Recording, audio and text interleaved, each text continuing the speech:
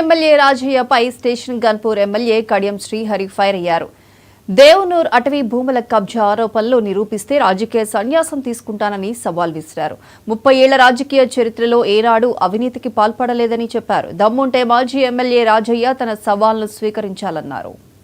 చాలా రకాలుగా ఆశలు పెట్టుకున్నారు. ఆశలు ఏంటి అంటే కడియం శ్రీహరి ఎన్నిక చెల్లదు, ఆయన పార్టీ మారింది కాబట్టి ఆయన ఎన్నిక చెల్లదు, త్వరలో ఉప ఎన్నికలు వస్తాయి, మేము పోటీ చేస్తాం గెలుస్తామని ఆశ పెట్టుకున్నారు. తప్పేం లేదు, రాజకీయాలు ఉన్నప్పుడు ఆశ పెట్టుకోవడం తప్పేం లేదు. కానీ లొట్టపెట్ట ప్రజలకు నక్క ఆశపడినట్టుగా ఉంటది.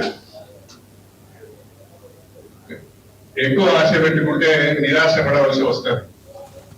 నేను వాళ్ళకు నా పైన విమర్శలు చేసేవాళ్ళు, నా పైన అవినీతి ఆరోపణలు చేసేవాళ్ళు, మాటికి వాళ్ళ పేరు తీసుకొని మాట్లాడడం కూడా నాకే కొంచెం సిగ్గు అనిపిస్తున్నది. కానీ తప్పడం లేదు. నా పైన నీచపు ఆరోపణలు చేసేవాళ్ళు, నా పైన అవినీతి ఆరోపణలు చేసే వాళ్ళందరికీ చివరిగా ఒక్కసారి ఒక సవాల్ విసురాలనుకుంటున్నాను. మీరు అది ఒప్పుకుంటే సంతోషం, లేకుంటే తర్వాత ఏనుగు పోతాడే కుక్కలు మురుగుతాయని వదిలిపెడితే తప్ప ఇక పట్టించుకోదలుచుకోలేదు. ఇప్పుడు ఎందుకంటే నా ఆలోచన అంతా నియోజకవర్గ అభివృద్ధి, నా ఆలోచన అంతా ప్రజా సమస్యల పరిష్కారం.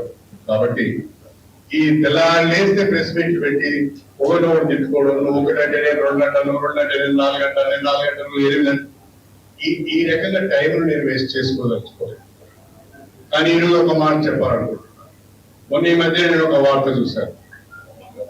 ధర్మసాగరం మండలం దేవనూరు గుట్టలలో అటవీ భూములను ఆక్రమించుకోవడానికి నేను ప్రయత్నం చేస్తున్నట్టుగా ఒక వార్త చూశాను. నా 30 ఏళ్ల రాజకీయ జీవితంలో ఎక్కడ కూడా 1 ఎకరం భూమిని కబ్జా చేసిన పాపాన పోలేదు.